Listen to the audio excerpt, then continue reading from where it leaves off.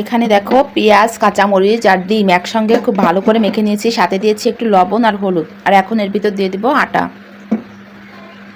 আজকে বানাবো গোলা রুটি। আসলে গোলা রুটি আমাদের বাসায় যেভাবেই বানানো হোক না কেন সবাই অনেক পছন্দ করে, এজন্য আমি এক এক দিন এক একভাবে বানাই। কালকে খিচুড়ি করেছিলাম, এজন্য আজকে আর খিচুড়ি বা ভর্তা ভাত দেওয়ার মতন আজকে কিছু নাই। বাজার করতে গেছে তোমাদের দাদা ভাই।